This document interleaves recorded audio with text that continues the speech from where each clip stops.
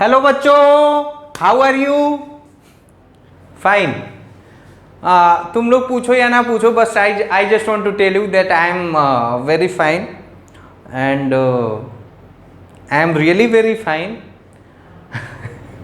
और मैं 3 बार वेरी फाइन हूँ ना, वेरी फाइन नहीं, very fine.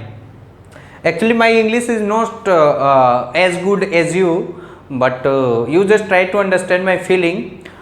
Don't go on my words. It may be happen that I am not grammatically correct. Okay, तो उसको आप समझते रहिएगा. But I am very pretty sure that whatever I am speaking in front of you, you are able to understand. So come to the topic. We are just discussing about the topic which is related to the heat and thermodynamics. Thermodynamics is the another part which is called radiation.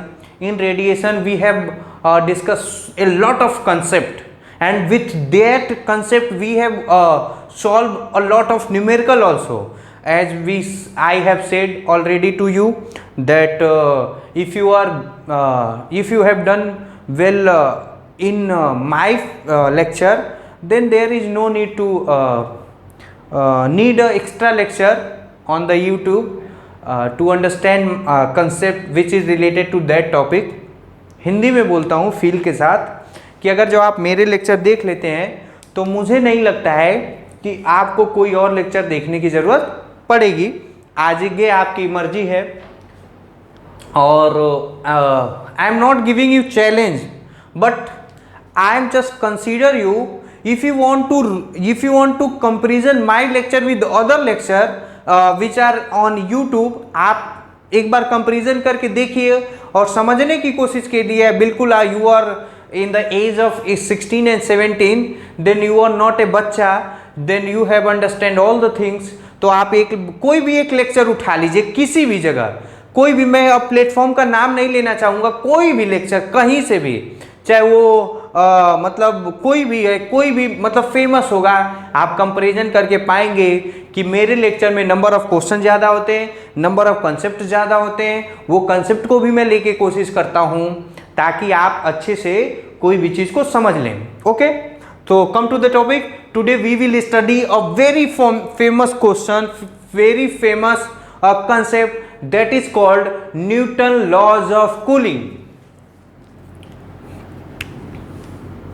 थोड़ा मैं red pen से लिखूं क्या? Newton laws of NLC, चाहे इसी को क्या बोलते हैं, रेट ऑफ कूलिंग.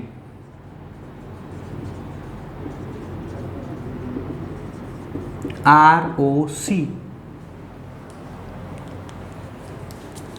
ठीक है. तो एक बात मैं बता दूं बहुत अच्छे से, हालांकि रेट ऑफ कूलिंग में ऑलरेडी डिस्कस कर दिया हूं. क्या? थोड़ा सा मैं माहौल बनाता हूं, बताने की कोशिश करता हूं. जैसे एक बार क्या हुआ कि मैं अपने घर पे था, तो वहाँ पे मैंने मतलब क्या होता है, नहीं, घरों पे आइसक्रीम बनाया जाता है. तो आइसक्रीम बनाने का पता नहीं आपको प्रोसीजर मालूम है कि नहीं, मैं बता देता हूँ, आप ट्राई करिएगा. आइसक्रीम बनाने के लिए आपको दूध चाहिए. अरे सर ये क्या बात बता दी, ये तो सब जानते हैं. दूध चाहिए, चीनी चाहिए और उसमें कुछ ड्राई फ्रूट्स चाहिए ताकि आपको आइसक्रीम अच्छी लगे. और पहले क्या करिए, मैं प्रोसीजर बता रहा हूँ और ध्यान से प्रोसीजर को सुनना. पहले आप दूध को गर्म कर दीजिए और गर्म करते करते इतना गर्म करिए कि दूध बॉयल होने लगे. ठीक है. बॉयल होते होते उसी के दौरान जैसे ही गर्म होने की टेंडेंसी आए, चीनी डाल दीजिए और चीनी आने के बाद उसमें जो ड्राई फ्रूट होता है उसको डाल दीजिए और उस पूरा का पूरा एकदम गर्म दूध मतलब मैं बता दे रहा हूं, गर्म दूध, कैसे दूध लिखेंगे, गर्म मिल्क. ये मान लो कि टेम्परेचर कितना है, 60 डिग्री सेल्सियस ना. उसको पूरा का पूरा फ्रिज में रख दीजिए और फ्रिज में रख के देखिए तो आप मतलब छोड़ दीजिए 24 घंटे के लिए, मतलब रात भर के लिए भी छोड़ देंगे तो सुबह देखेंगे तो खूब गजब का आइसक्रीम जमा रहेगा, खूब गजब की आइसक्रीम जमी रहेगी. ठीक है सर, जान गए। तो अब घर पे कोशिश करिएगा, और कोशिश करके अगर जो बन जाए तो एक बार ला के खिलाइएगा, देखो कि मेरे जैसे टेस्ट होगा कि नहीं। नहीं, सही में बना के लाना, मैं खाऊंगा ना। तो मेरा भी मन कर रहा है एक्चुअली, थोड़ा कोरोना है तो गरीबी आ गई। गरीबी आ गई तो फ्रिज व्रिज नहीं है। नहीं बेचा, नहीं खरीदा ही नहीं था साला। तो वो बात नहीं है। Okay, come to the topic. तो गरम मतलब मैंने देखा अपने घर पे, तो है फ्रिज है, तो क्या मैं बोला था, it's just a jokes apart. तो गरम हो गया। अच्छा, अब एक्चुअली ये तो कहानी हो गई एक दिन की। दूसरे दिन क्या हुआ, दूसरे दिन क्या हुआ, मैंने सेम प्रोसीजर किया। क्या किया? Same procedure. इसको कितने लीव करेंगे? लीव फॉर 12 आवर्स, मतलब होल नाइट। ये कि मैंने क्या लिखा थे, वो क्या बोलते हैं, रेसिपी ऑफ मेकिंग। मैं आज फिजिक्स नहीं पढ़ाऊंगा, आज यही सब बताऊंगा। साले तुम लोगों को कुछ आता नहीं है, कैसे चावल बनाया जाता है, कैसे दाल बनाया जाता है, मैगी भी नहीं आता अच्छे से। तो आज सुन ले आइसक्रीम का। अब मैंने ये फर्स्ट डे किया, फिर दूसरे दिन या आफ्टर सम टाइम मैंने मान लो कि किया 21 जून को। अब मैंने किया ये काम 28 जून को किया। फिर से मिल्क लिया, ध्यान से सुनना, फिर से गरम दूध किया, दूध को गरम किया, सेम प्रोसीजर रिपीट किया, सेम प्रोसीजर रिपीट किया, और उसके बाद फिर से फ्रिज में रख दिया। और फिर से मिल्क का जो टेम्परेचर है वही है, मिल्क का टेम्परेचर है। ये क्या है, ये मैं कब देखूंगा, मैं अगर जो 8 o'clock देखूंगा, 8 o'clock मॉर्निंग में, तो आइसक्रीम फॉर्म्ड। अच्छा, अब मैं मिल्क टेम्परेचर देखा, मिल्क टेम्परेचर वही 60 डिग्री, और फ्रिज में रखा। लेकिन मैंने क्या किया, इस बार मुझे थोड़ा ज्यादा चुल्ल थी, मतलब क्यूरियोसिटी। तो मैंने क्या किया, 12 बजे रात को, 12 बजे रात, 12 बजे रात को क्या किया, आइसक्रीम निकाल के देखूं कि क्या माहौल है, जम गया कि नहीं। तो ऑफ कोर्स जम गया था। क्या था? Ice cream already form.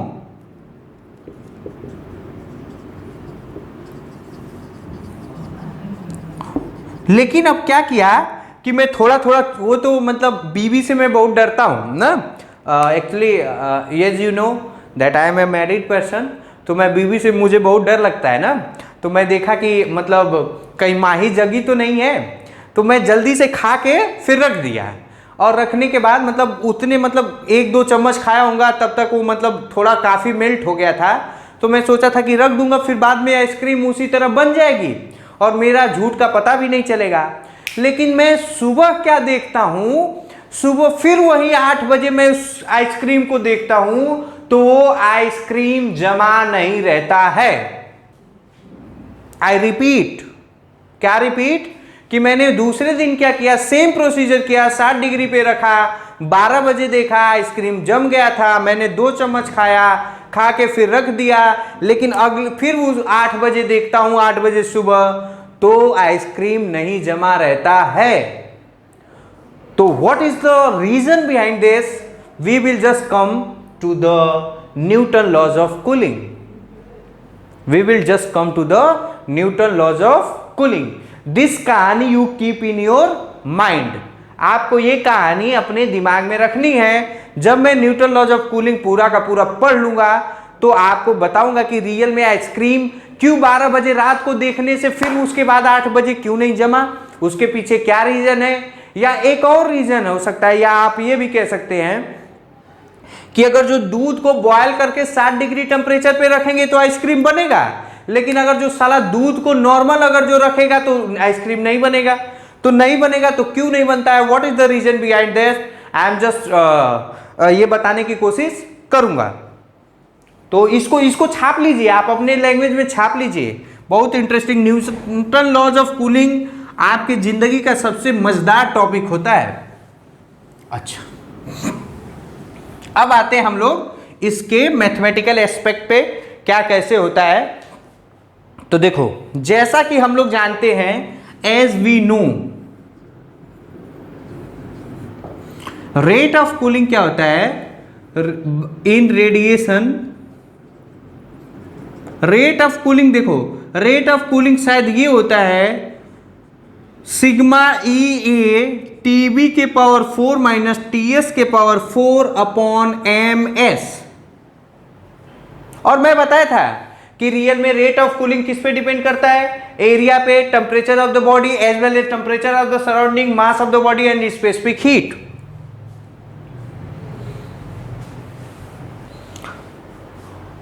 ये सिर्फ रेट ऑफ कूलिंग किस में कंसीडर किया गया था, ओनली ड्यू टू रेडिएशन।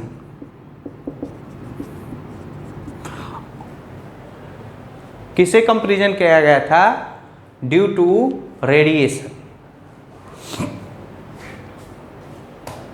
ठीक है, ठीक है ना।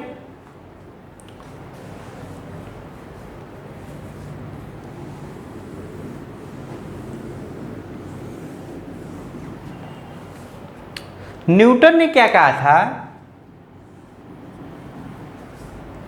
न्यूटन ने क्या कहा था कि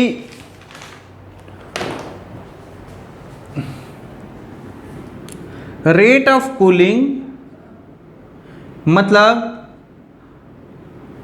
minus D T upon D T, ये क्या है, change in temperature with time is equal to directly proportional to TB minus TS.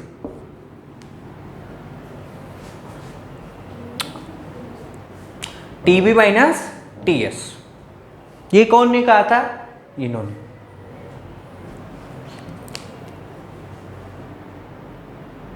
ठीक है, समझ में आ रहा है। प्रूफ भी देखेंगे। अभी आप ये जान लीजिए कि लॉज ऑफ कूलिंग, अब इसमें इंपॉर्टेंट पॉइंट क्या होगा,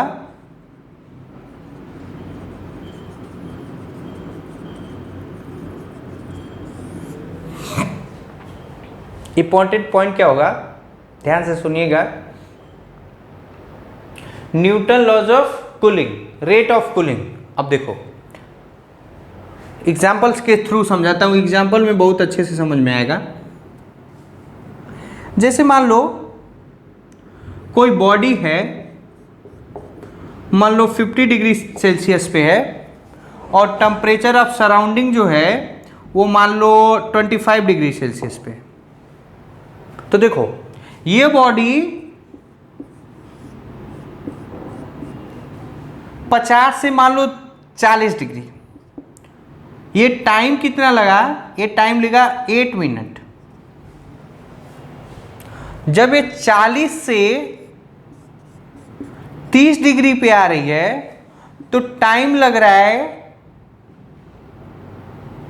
13 मिनट। मैं इसलिए कह रहा हूं साला तू कुछ दिमाग मत सोच।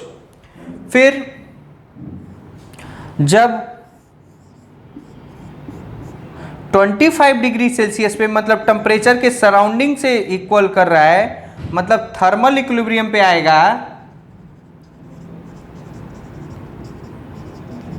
तो लग रहा है कितना, 2 या बढ़िया से लिखूं 80 मिनट।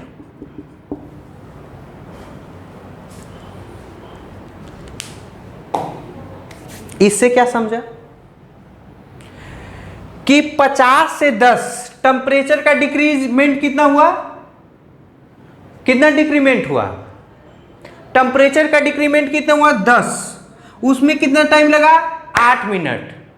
फिर 40 से 30, जब 40 से 30 का डिक्रीमेंट हुआ तो पता चला 13 मिनट लगा। फिर 30 से 25, 5 का ही डिफरेंस हुआ तो पता चला 80 मिनट लगा। 80 मिनट मतलब 1 घंटा 20 मिनट, 1 आवर 20 मिनट लगा। अब ये क्या कहानी हुई यार, ये क्या बात हुई? तो आप लेजी मैन की तरह सोचेंगे तो ऐसा नहीं होगा, ऐसा आप सोच नहीं सकते, लेकिन according to physics it is true, it is true, and this is the Newton law of cooling. How it comes, how it is that we will try to understand, but I just want to say you that this phenomena is occur in nature. कि मतलब कोई body का temperature 10 degree heat temperature कम हुआ है 8 minute में, अगला जो 10 degree है उसमें कितना कम हुआ है ये 13 मिनट में, और उसका अगला जो है वो 1 घंटा 20 मिनट में. How this phenomena occur in nature, how we try to understand.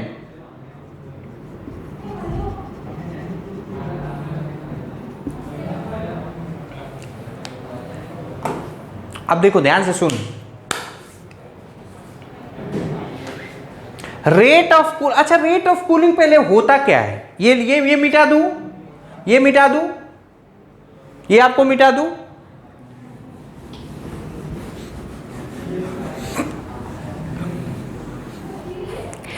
क्या decrease in temperature is called rate of cooling? नहीं. I just want to make you more clear, because मैंने रेट ऑफ कूलिंग उधर पे भी पढ़ाया है, उसका concept बताया, यहां पे और क्लियर करूंगा. क्या रेट ऑफ कूलिंग टेम्परेचर के डिक्रीजमेंट का होता है? नहीं. No no no. How fast the temperature of any body goes on decreasing, this is called rate of cooling. मतलब what is the speed to decrease the temperature of any body, this is called rate of cooling. First point आप लिखिए. First point, rate of cooling means how fast the temperature of any body goes on decreasing, or what is the speed to the decrease the temperature of body. What is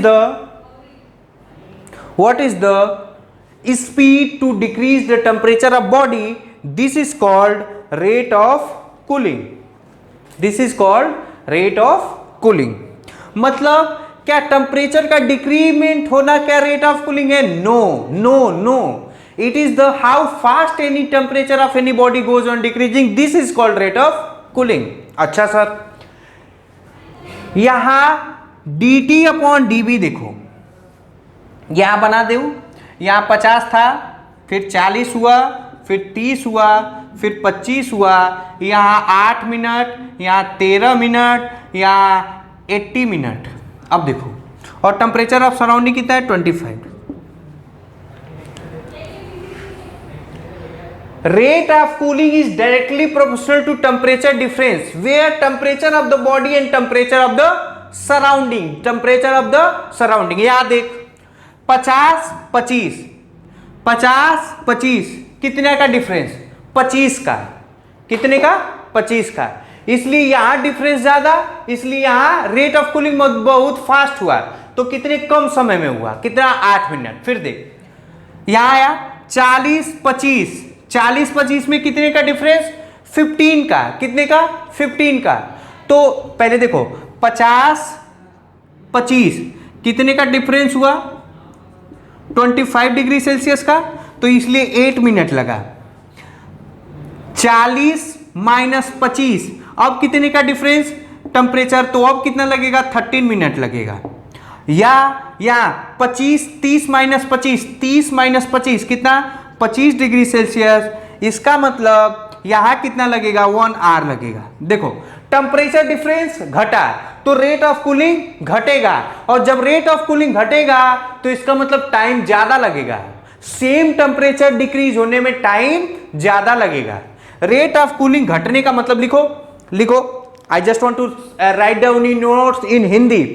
rate of cooling घटने का मतलब same decrease in temperature में time ज्यादा लगेगा. Rate of cooling घटने का मतलब same temperature decrement में सेम 40, 10 का यहां गलती से 5 का हुआ, सेम टेम्परेचर डिक्रीमेंट में ज्यादा टाइम लगेगा। ओके, तो this is clear to all of you. अच्छा, तो इसका मतलब रेट ऑफ कूलिंग का मतलब पहला पॉइंट क्या, fall in temperature with time या decrease in temperature. What is the rate of cooling, क्या होता है, speed of decrease of temperature, यानी how fast temperature of body goes on decreasing. ये बात याद रखना था। अच्छा,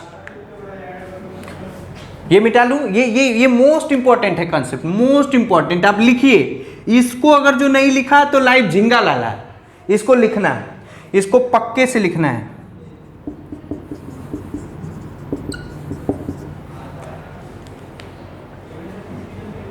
अब देखो ध्यान से सुनना, आइस का बताने की कोशिश करता हूं। जब यहां 60 डिग्री था, 60 डिग्री था, और टेम्परेचर जब मान लो रूम का टेम्परेचर अगर जो 25 डिग्री सेल्सियस होगा, या जो आइसक्रीम का टेम्परेचर है वो -10 डिग्री सेल्सियस हुआ, तो इसमें टेम्परेचर का डिफरेंस कितना हुआ, कितना हुआ, 70 डिग्री सेल्सियस।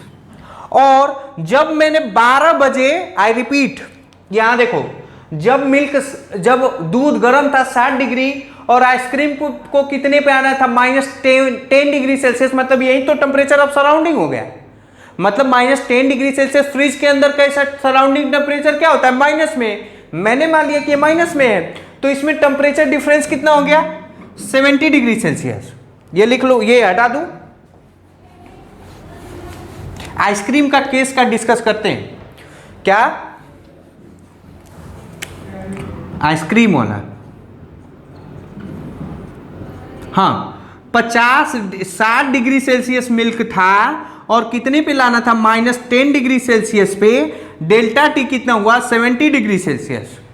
अच्छा, फिर 12 बजे रात को जो होता है, मैंने निकाला, क्या किया, निकाल के 2 चम्मच खाया, 2 चम्मच क्या किया, खाया। जब 2 चम्मच खाया तो उस समय वो हम लोगों के रूम टेम्परेचर पे आया। रूम टेम्परेचर पे मतलब आइसक्रीम को अब कितने टेम्परेचर पे रखा, कितने पे, 25 डिग्री सेल्सियस पे। आइसक्रीम को कितने डिग्री सेल्सियस पे रखा, 25। अब कितना आना है, -10 डिग्री सेल्सियस। अब डेल्टा टी कितना हुआ, 35। तो जब rate of cooling is directly proportional to temperature difference, मतलब ये टेम्परेचर डिफरेंस ज्यादा, रेट ऑफ कूलिंग ज्यादा, और ये रेट ऑफ कूलिंग क्या हो गया, कम। इसीलिए 12 बजे रात को रखा हूं तो सुबह उठ के देखा तो वो जमा ही नहीं, और इसमें देखा तो ये जम गया है। This is the main difference. Why? Because there is the temperature difference is larger and there is a temperature difference is smaller. Ice cream का केस समझ में आया? तो ये कहानी होती है। अच्छा, अब कुछ और बात बताते हैं।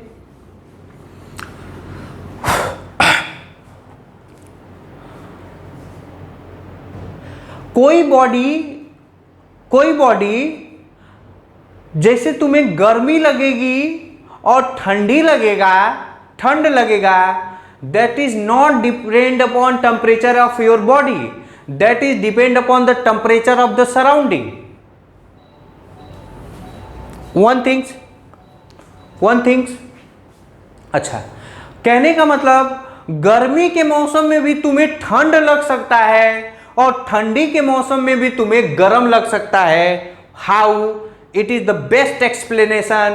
When you have fever, then in summer season it may be happen that you are feeling cold. मतलब गर्मी के मौसम में अगर जो तुम्हें बुखार है तो बिल्कुल ऐसा हो सकता है कि तुम्हें ठंड लगेगा। क्या लगेगा? ठंड लगेगा। तो why we feel ठंडी? क्योंकि उस समय जो बॉडी का टेम्परेचर होता है वो बहुत बहुत कम होता है। तो अपने बॉडी का, या हो सकता है कि बहुत बहुत ज्यादा हो, तो रेट ऑफ कूलिंग क्या होगा, ज्यादा होगा, और ज्यादा होगा रेट ऑफ कूलिंग, तो इसलिए अपने को ज्यादा ठंड लगेगी। अभी समझ में नहीं आएगा, अभी और बताऊंगा तो और फील हो गया। तो पहले क्या होता है, रेट ऑफ कूलिंग का मतलब how fast the temperature of any body is decreasing. It depend upon the temperature of surrounding as well as temperature of body as well as temperature of body. अच्छा, rate of cooling ये क्या है, slope है, क्या है, slope, slope of temperature versus time graph. Temperature versus time graph का जो slope होगा वो नॉट कांस्टेंट। नॉट कांस्टेंट का मतलब क्या हुआ, वेरिएबल। क्या होगा, वेरिएबल। तो वेरिएबल, जब किसी भी ग्राफ का स्लोप वेरिएबल होता है तो ग्राफ कौन सा ग्राफ होता है, कर्व ग्राफ होता है, ग्राफ स्ट्रेट लाइन नहीं बनेगा। मतलब graph between temperature versus time is not straight line graph. कैसा बनेगा, मतलब ग्राफ कौन सा बनेगा, मीन्स ग्राफ इज कर्व। क्या होगा, curve. Discuss detail in later. Later मतलब बाद में, लेटर मतलब लव लेटर नहीं, उसमें लेटर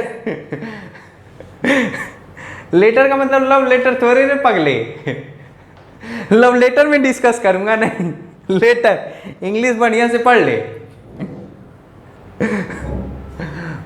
एक्चुअली क्या हुआ ना कि एक बार when I goes to college, actually not college, when I was in class 11th standard, तो there is a beautiful girl है, तो and my English is not so much good as you know, तो मैं उस समय English बोलना try कर रहा था। तो वो थोड़ी सुंदर थी, अच्छी थी, देखने में भी बहुत सुंदर लगती थी, मतलब थी ठीक ठाक थी, मतलब ठीक है यार, थी मतलब अच्छी थी। अब क्या हुआ कि एक दिन ऐसे ही मैं पूछा था कि जैसे कि मुझे ये टॉपिक नहीं आ रहा है। अब वो एक्चुअली क्या होता है, जो सुंदर होता है उससे बात करने के थोड़ा बहुत बहाने चाहिए। अब वो साला बहाना नहीं मिलता है, तो बहाना नहीं मिलते हैं तो तुम्हें दो तरीके होते हैं, या तो साला तुम नोट्स मांगो, या तो थोड़ा बहुत कहोगे कि मुझे ये टॉपिक नहीं आ रहा है, समझा दीजिए। तो वही हुआ। तो मैं बोला कि अरे यार फिजिक्स में मतलब फिजिक्स में एक टॉपिक था, मुझे टॉपिक का नाम नहीं याद है, मुझे नहीं आ रहा है। तो वो बोली थी कि वी विल डिस्कस लेटर ना। तो हम बोला कि लेटर, अरे मतलब लव लेटर देगी। अब हम साला उसको 7 दिन मैंने उस लड़की के लव लेटर का इंतजार किया, न लड़की आई न लव लेटर आया, मेरा लव पहले ही फेल हो गया ना। तो it is called, it is later not a letter ना। ओके, तो ये समझिएगा। मतलब इसका मैं मैथमेटिकल प्रूफ करके दिखाऊंगा, मैं यहाँ पे मैथमेटिकल प्रूफ करके दिखाऊंगा, लेकिन जो न्यूटन लॉज ऑफ कूलिंग में जो इंपॉर्टेंट पॉइंट है वो मैं यहाँ डिस्कस करवा दे रहा हूँ। What rate of cooling depend upon the temperature of the body as well as temperature of the surrounding. One second things, rate of the cooling depend upon, मतलब रेट ऑफ कूलिंग कितना होता है, how fast the temperature of any body goes on decreasing. अच्छा, rate यहां लिख दूं। तीसरा concept, तीसरा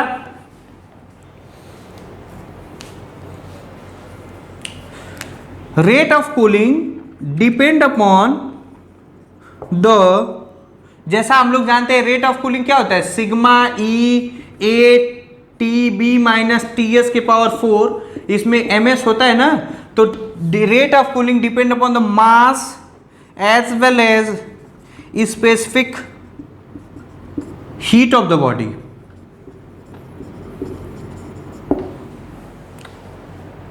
ठीक है। अच्छा, जो Newton laws of rate of cooling है वो तभी वैलिड होगा जब टेम्परेचर का डिफरेंस बहुत बहुत स्मॉल होगा। लिख दे रहा हूं नोट में, इसको मोस्ट इंपॉर्टेंट लिखेंगे। न्यूटन लॉज ऑफ कूलिंग चाहे rate of cooling only valid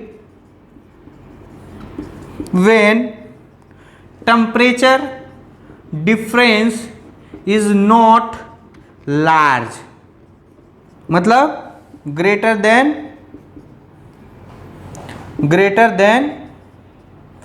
500 kelvin. 500 का है को मान लो कि कितना 500 केल्विन अप्रॉक्स,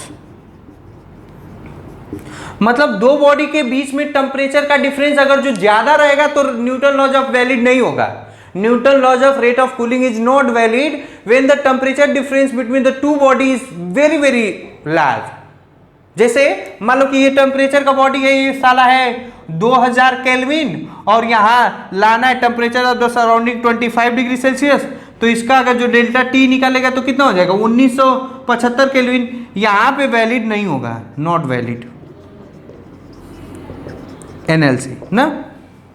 अच्छा, इसमें बढ़िया बात क्या है कि जो हम लोग रेडिएशन से रेट ऑफ कूलिंग का जो फॉर्मूला निकालते थे वो सिर्फ और सिर्फ जो टेम्परेचर का डिक्रीमेंट होता था, डिक्रीज होता है, वो रेडिएशन के थ्रू होता है। लेकिन Newton laws of cooling discuss is Newton laws of cooling, लिखवा दूं वो स्टेटमेंट अच्छे से आना चाहिए अपने को, नहीं तो अपना दिक्कत मैं जिंदगी हो जाएगी। लिख दे रहा हूं। हाँ, it is the consider Newton laws of cooling consider the loss in the temperature of a body due to radiation as well as convection also, as well as conduction, sorry convection, I repeat convection लिखना, conduction गलती से ना लिखना। मतलब इसमें क्या होता है, फोर्थ पॉइंट जो भी पॉइंट है, NLC deal with loss in temperature due to radiation as well as convection. Conduction नहीं होगा, अरे साला कंडक्शन होने के लिए दो बॉडी का दो वो एक मतलब मीडिएटर आई है, टेम्परेचर और बॉडी के बीच में कौन सा रॉड है, आ रहा है ना, तो कंडक्शन के लॉस को डील नहीं करता है। अच्छा, मेन इंपॉर्टेंट बात मैं बताता हूं, अगर जो ये लिखना है लिख लो नोट में लिख दो,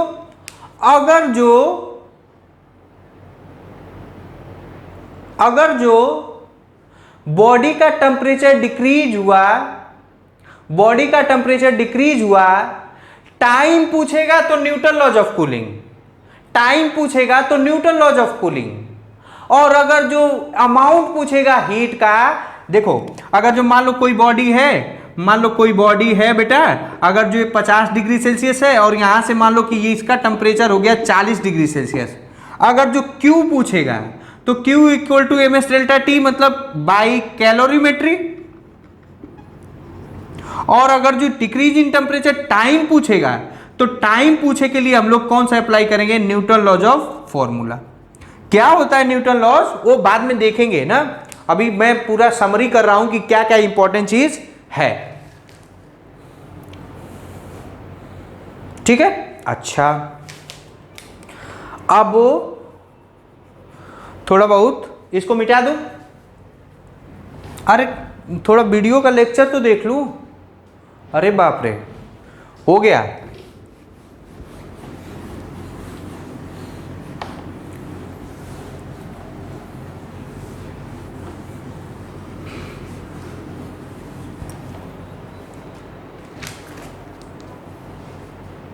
हाँ, और 8-10 मिनट बात करेंगे अपन लोग। ज़्यादा लेक्चर का लेंथ नहीं हुआ है, अभी है 10-15 मिनट अपन लोग बात कर सकते हैं। तो और कुछ देखते हैं, जैसे ये देखो,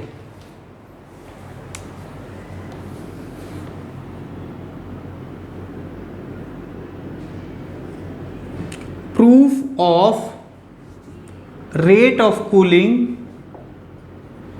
bye Stefan Boltzmann law, by Stefan Boltzmann law ना। तो जैसा कि देखो, ध्यान से सुनो, रेट ऑफ कूलिंग जो होता है वो होता है सिग्मा ई ए टीबी के पावर 4 माइनस टीएस के पावर 4, ठीक है, अपॉन एम एस, ठीक है। ये कौन सा है रेट ऑफ कूलिंग? ये क्या है? रेडिएशन। क्या है ना? रेडिएशन। या इसको ऐसे लिखो, रुक जाओ बताता हूं।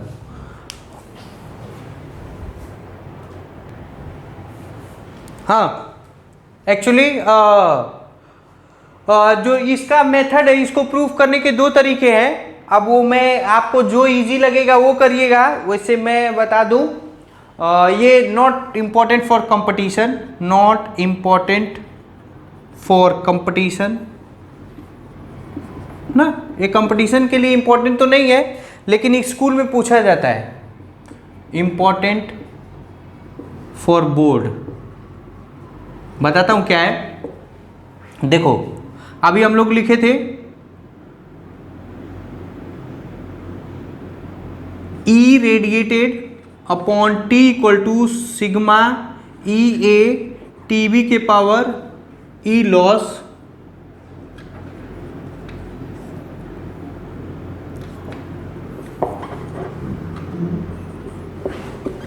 बाय स्टेफन लॉ,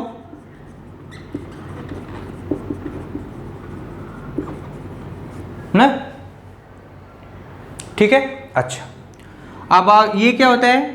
ये होता है, मान लो ई लॉस कितना हुआ? Q, तो ये क्या हो जाएगा? D Q upon D T equal to E sigma E A TB के पावर 4 माइनस टी एस के पावर 4। अच्छा, डी क्यू को क्या लिख सकता है? M S. तो ये हो जाएगा, लिख रहा हूं D T upon D T is equal to sigma E A upon M S TB के पावर 4 माइनस टी एस के पावर 4। यहां माइनस लिख दूंगा। क्या लिख दूंगा? माइनस। कोई दिक्कत? कोई दिक्कत? अच्छा, लेट जैसे मान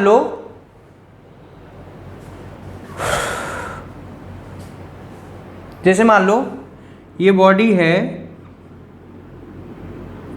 ये देखना, ये हो जाएगा minus D T upon D T is equal to sigma E A upon M S. और ये देखो, टीबी के होल स्क्वायर, टीबी के स्क्वायर के power square minus T S के स्क्वायर के पावर स्क्वायर। कोई दिक्कत? A square minus B square, तो हो जाएगा, पता नहीं नीचे दिख रहा है कि नहीं, D T upon D T equal to sigma E A upon M S. ये हो जाएगा टीबी का स्क्वायर प्लस टी एस का स्क्वायर, फिर ये हो जाएगा टीबी का स्क्वायर माइनस टी एस का स्क्वायर। देख लूं दिख रहा है कि नहीं? हाँ दिख रहा है, सॉरी, हाँ दिख रहा है। एक स्टेप चाहूं तो मैं और लिख सकता हूं, लेकिन इधर लिखूंगा minus D T upon D T is equal to, ये देखो, ये हो जाएगा टीबी, फिर A square minus B square, ये हो जाएगा sigma E A upon M S TB का स्क्वायर प्लस टी एस का square, TB minus T S, TB plus T S,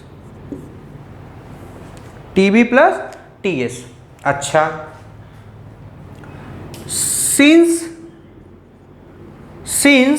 अब क्या मैं कहूंगा, वही बात कि अगर जो टेम्परेचर डिफरेंस बहुत ज्यादा नहीं होगा, अगर जो टेम्परेचर डिफरेंस बहुत ज्यादा नहीं होगा, since TB minus TS is small,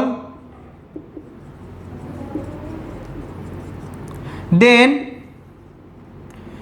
TB minus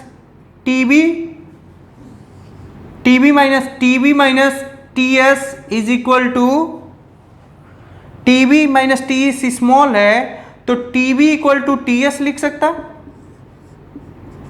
क्या लिख सकता हूं, TB इक्वल टू TS लिख सकता, तो लिख रहा हूं, तो minus DT upon DT is equal to sigma EA upon MS, ये हो जाएगा, TB को TS लिख दूंगा तो ये हो जाएगा 2S का स्क्वायर, TB TS ये हो जाएगा 2S, और ये कितना हो जाएगा, TB minus TS, TB minus TS। ये कौन सा है, ड्यू टू रेडिएशन। इसमें ये मोस्ट इंपॉर्टेंट है, याद रखना है ना, TB माइनस TS। अच्छा, उसके बाद ये मिटा दूं क्या, ये मिटा दूं, कुछ मैंने किया नहीं है यार, कुछ भी नहीं किया है, बस इसको लिख के ए स्क्वायर माइनस बी स्क्वायर का ये फॉर्मूला लिखा हूं, 2TS TB माइनस TS। अब क्या हो जाएगा, minus DT upon DT is equal to, अब देखो ये देखो, ये ऑल आर कांस्टेंट, क्या है, कांस्टेंट, क्या है, कांस्टेंट। तो कांस्टेंट को मैं क्या लिख दूंगा, C1, ये क्या है, कांस्टेंट, तो कांस्टेंट हो जाएगा, ये हो जाएगा C1 TB माइनस TS। ये कैसे है, रेडिएशन से, और अकॉर्डिंग टू न्यूटन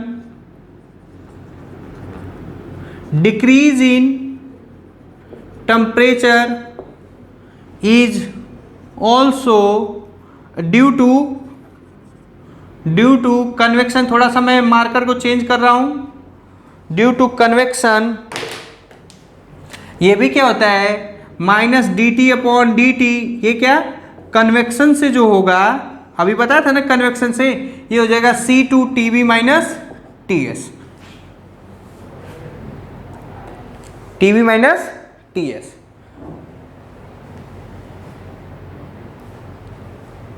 कोई दिक्कत, कोई परेशानी,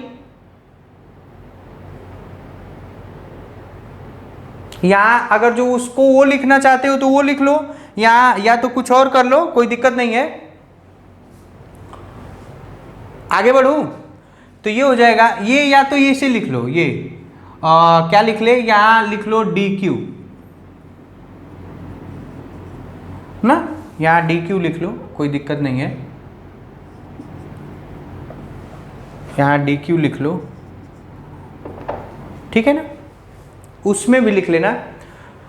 तो ये हो जाएगा नेट हीट लॉस कितना हो जाएगा, हीट लॉस कितना हो जाएगा, ये हो जाएगा minus DQ upon DT is equal to C1 plus C2, ये हो जाएगा TB minus TS, TB minus TS। या इसी को क्या लिख सकते हैं,